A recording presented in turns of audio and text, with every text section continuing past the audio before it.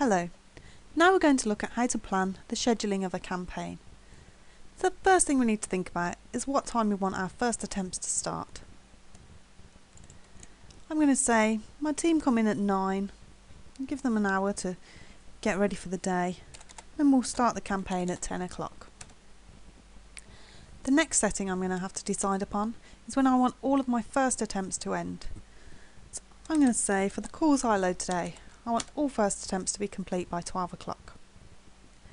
The end of my work time will determine the time that no calls will go out after. So really this is the time when my agents stop work. And tonight that's going to be 8 o'clock. Total number of attempts will determine how many times I attempt the numbers within that time until I get a successful answer, which is either a live answer or an answer machine message being left. I'm going to attempt them 4 times today. My retry default is the amount of time to be left between retries. I'm going to set this to 2 hours.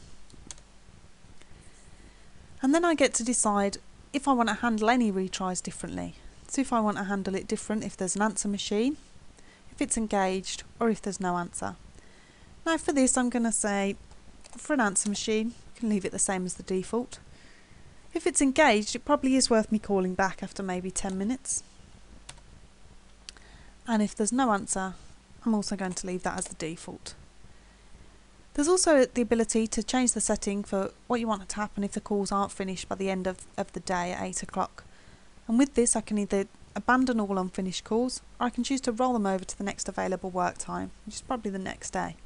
In this instance, I'm going to abandon the calls. If I have a dedicated line for VoiceSage calls to go into, I can also tell the system how many agents I have available. This will allow the system then to automatically phase the call rate. I've got 10 agents available.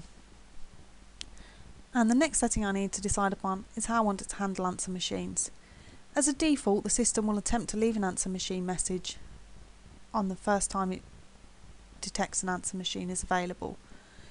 I can change this to say to ignore all answer machines, or to leave one on the final attempt only. I'm going to tell it to leave on the final. If you are leaving an answer machine message, it's important to remember that you must have recorded it into your voice message to start with. Okay, so now I've planned my call schedule plan, I'm now ready to go into the system and begin scheduling my calls. Thank you.